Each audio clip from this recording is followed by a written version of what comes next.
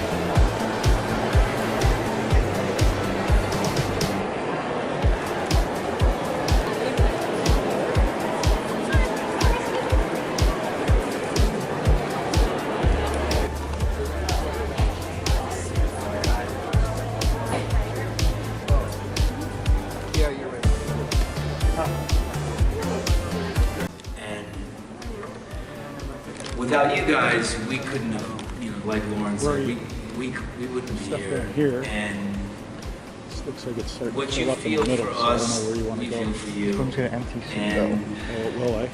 you know, it's a once in a lifetime thing, something like this. And It's okay? No! I'm sorry. I want to thank you for making this every bit as special as it has become. And please help me in thanking the cast of The Walking Dead.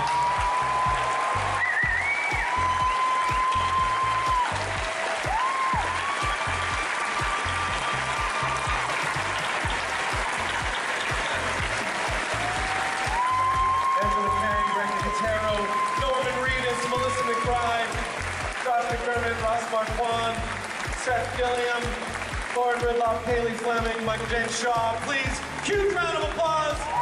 Walking Dead Panel 2022.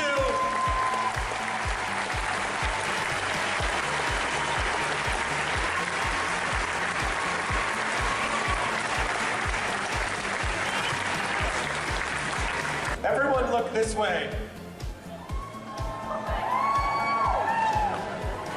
Yay, I did it. And also you guys too. Yay. Oh my God. Yes. Oh, do you have a button for me? We miss you, and we wish we were celebrating with you live at San Diego Comic-Con. The end of Walking Dead is so near and dear to us, and saying goodbye to our fellow cast, crew, and fans has been extremely difficult. But we want you to know the reason we're not there. We are busy filming our new series, and we're very excited about it. Yes. And it's going to premiere next year, and so we'll be there. And we'll be on screen there sooner than that because we're not there with you now. Really what we're saying is we can't wait for you to see it. In the meantime, you guys keep watching The Walking Dead. Learn how we get from there to here. Because as they say, keep your friends close. And your enemies closer. Bye for now. Bye for now.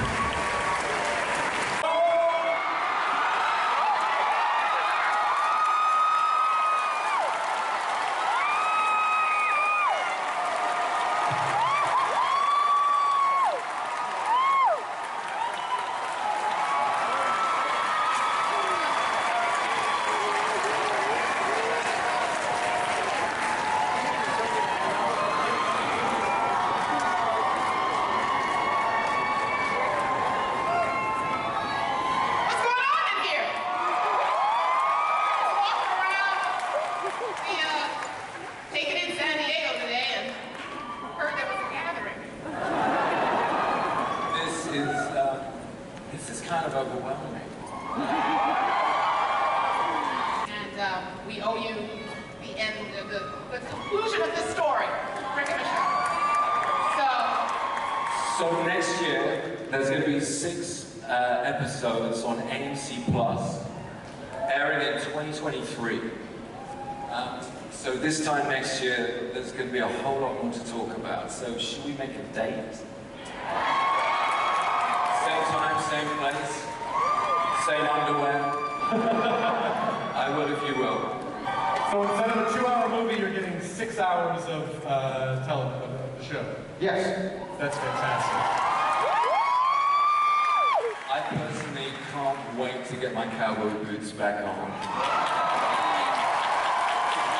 And get the band back together. He has to find this woman first. Oh yeah. I have.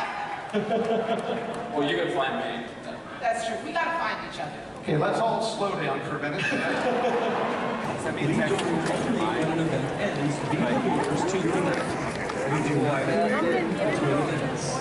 And now a Hall H panel for Keanu Reeves. Super exciting to me. I mean, I know we always have great stuff, but it's always great to be able to include comics, actual comics. So I'm very, very excited.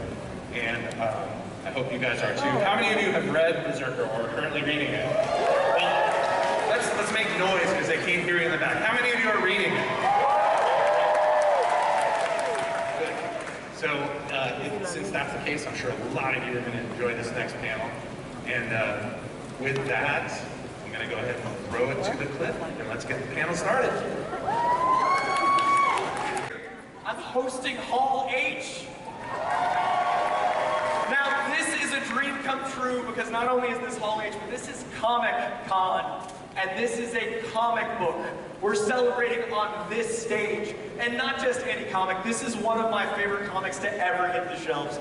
This book is absolutely incredible. We've got the New York Times best-selling author of Brass Kings, Folk Lords, and so many more. Please welcome series co-writer Matt Kent. And of course, Berserker creator and co-writer, please give a huge welcome back to Comic-Con and to Hall H to Keanu Reeves!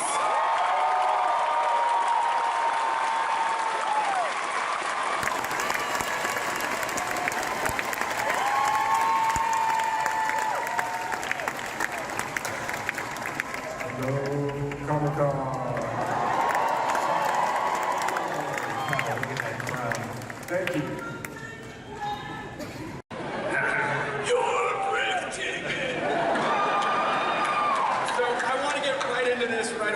Keanu, where did the idea for this book start? And I had this idea of wanting to have a character punch people through their chest and rip their arms off. No, that's not John. No. This is something else. They're humanity. And then I was introduced to the wonderful folks at Boom in 2017. So that was Stephen Christie. And then I didn't meet Eric yet. Matt Gagnon, we met. I don't want to keep this. Anyway, so I pitched this, said, do you have anything? And I said, well, I have this one idea about someone punching people through their chest. And then being comic folk people, they went like, oh, that sounds like did you ever think of making a comic book? And I was like, no. And then I kind of looked around the room and I was like, there's a whole lot of comic books here. And then I was like, that sounds like a really fine idea.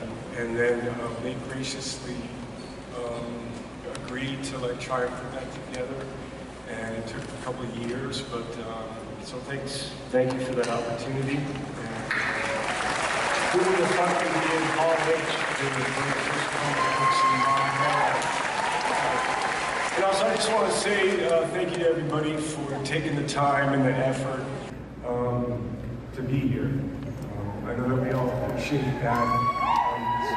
It's special for us, so thank you. Keanu mentioned it, but we can check the tapes. We think this might be the first comic book on this historic stage, and that just means the world. It is so special.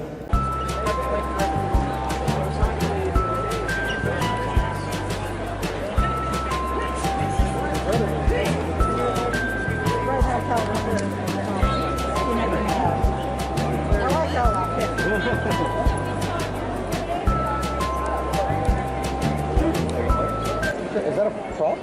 This is the last surviving Han Solo blaster from the original Star Wars. That's the prop though? The one they use in the movie? The one they use in the movie, yes.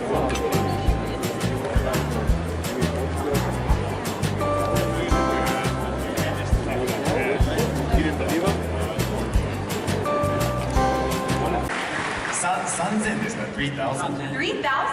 That's a lot. What?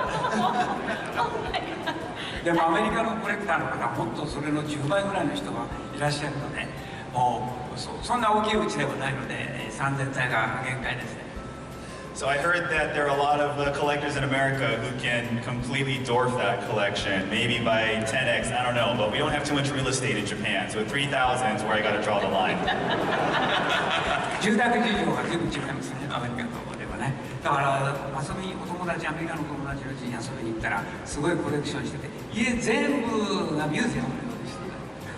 Yeah, so when I went to one of my friend's houses in the US, he had turned his whole house into effectively what is a museum, and I was stunned, to say the least. 僕は一部屋だけですから。I keep my collection contained to a single room.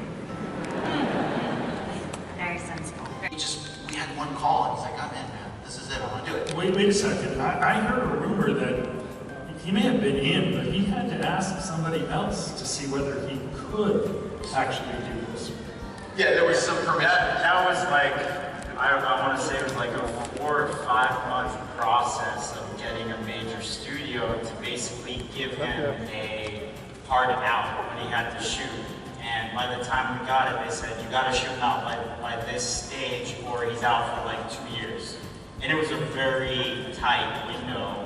And we were like, well, we'll make it work. Let's figure it out. So we made it work. Yeah. And you're not gonna tell us. I mean, he was doing Mission Impossible, and Mission Impossible is a long shoot. Let's put it that way. That movie has been shooting, obviously, as you kind of see a little bit in the press, for a couple of years, and Simon was becoming increasingly anxious, as we were, because we had a start date, and he hadn't actually been released, and he said, look man, I gotta make a call. I gotta make a call to somebody big that I think can help me actually move something at Paramount. And then the next day, Paramount said, okay, yeah, he's good. So I won't get into the specifics. Yeah, you guys can guess it there. Minnie, you know, what happened when you got the script in front of you? I mean, what was your initial reaction? Did you know about Jeff? No, I didn't. And also, you know, there are many questions about reality, whether this is true, where their heads at. Where did you pull from? You know what, I actually went to the Isle of Man and I stood on the land, which is now called the Spooks. All the local people have renamed it the Spooks because of this haunting. And I've done a few period things on stage in that era. It's a kind of sweet spot for me. And I thought it was kind of incredible in doing my research about the real person, Margaret Irving. I found out almost afterwards that some of the local people were scared of her and believed her. She was happy for them to believe that she might have been a bit of a witch. Which is just one of those coincidences in your life. But yeah, it was, the set really helped. The set was incredible. It put you right back in the time period. It kind of smelled like it was from the 1930s. The thing about England is it's like, you know, it is really old. Like everything is really old there and damp. Yeah. It doesn't take a great deal to go back to the 1930s because you never really left. I'm feeling very damn in 1930s right now. I can well imagine. This is a question for Claire. How did this whole thing evolve? What was, you know, how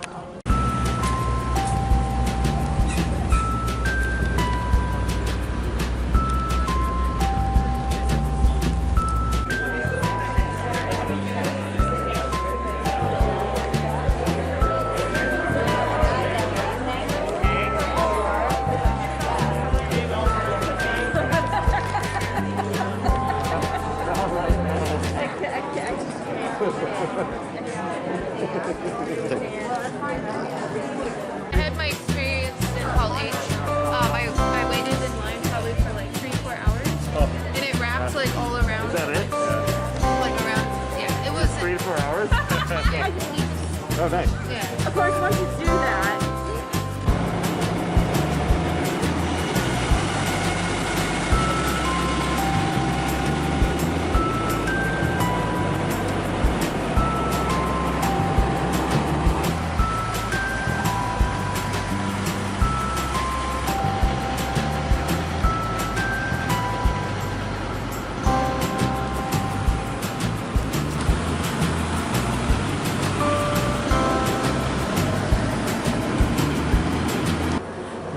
Day 3 is done.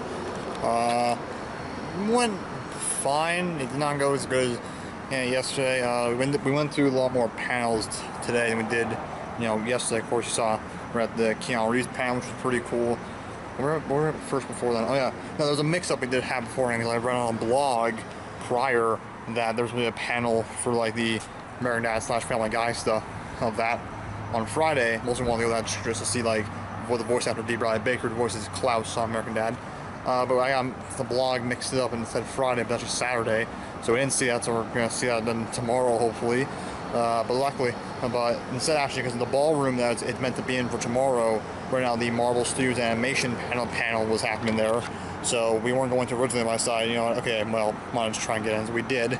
And they were meant to be talking about upcoming animated stuff on Disney Plus, like X-Men 97 and Spider-Man Freshman Year and What If Season 2. We got in after they had already finished talking about X-Men 97 and Spider-Man Freshman Year. Haven't had a chance to look up online yet what they talked about that. I'm not sure what else to talk about with What If, but we did when we got in there, we managed to just get in there right as they started screening the first episode of season 2 of What If, because I think it's supposed to be the first episode of season 2, but regardless, it was an episode of season 2. It was the second episode with Captain Carter, continue off of where we ended her story last in the first season of What If. I can't get spoilers, they're probably not allowed to, so yeah, it's pretty cool. Definitely interesting to see where that season goes, so that was fun seeing that. They were there mix up also. We went to go to this other panel. Of course, you saw bits of it, the Nandor panel. We originally thought, I screwed up again, I meant to look it up after the Keanu panel, but we had this whole mix-up thing, and I meant to see if it was in Hall H or not. I thought it was in Hall H, so we went to Hall H, and we were sitting there waiting. We got in there as a Dragon Ball Z panel was ending, and we saw like a few minutes of like a film they were doing, a new film, and I realized, looking at the magazine, like, oh wait, this is not the new panels next. The Nandor panel's not happening here, so they go upstairs. We're going to that panel because they said that Christopher Lloyd was in that Nandor movie. Oh, it's loud. They said that he was going to be at the panel. He wasn't. He either canceled last minute or like something I don't know. Something happened. He wasn't there, which sucked. Wore his Fast Future shirt for nothing. But yeah, all that happened. Mostly I bought a bunch more merch of of shirts and socks and like official San Diego Comic-Con related stuff and some art prints. You know, a few cool stuff. So saw like some celebrities there, like Walter Jones, the Black Power Ranger from Mighty Morphin Power Rangers, was there. So that was cool.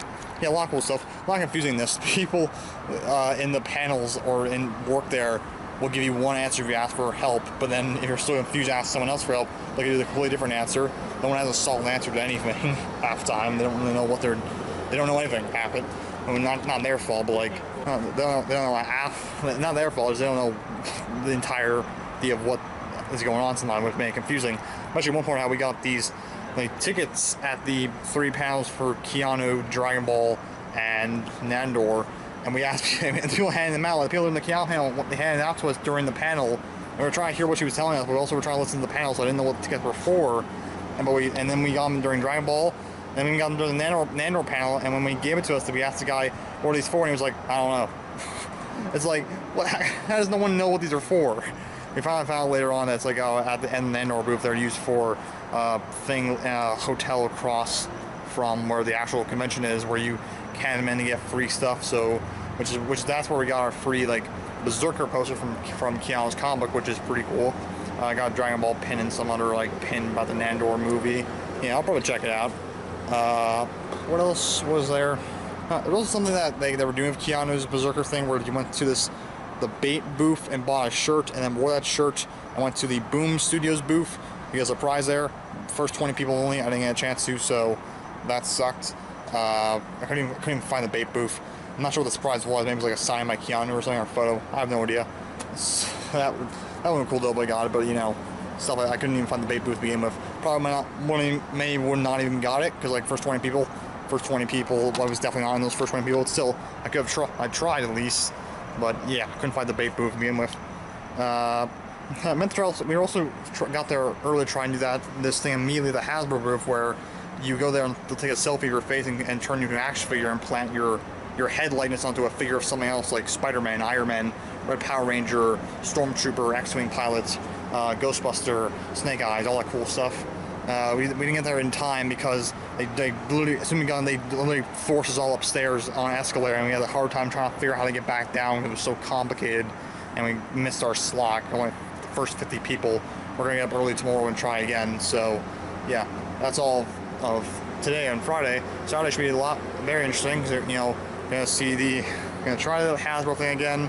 Gonna see the American Dad panel again, and also the big one, Marvel Studios Hall H panel. The main one is then, so that should be interesting to see what they have to reveal there. So I'm excited for that one. Definitely, that's my most anticipated thing. So yeah, that's it. So let's cut to the madness that is day 3, which is Saturday. So let's go. Hey, if you liked that video, guess what? YouTube put out a video just for you on the left. Or, if you want to take my advice, watch the most recent video on the right. Thanks for watching.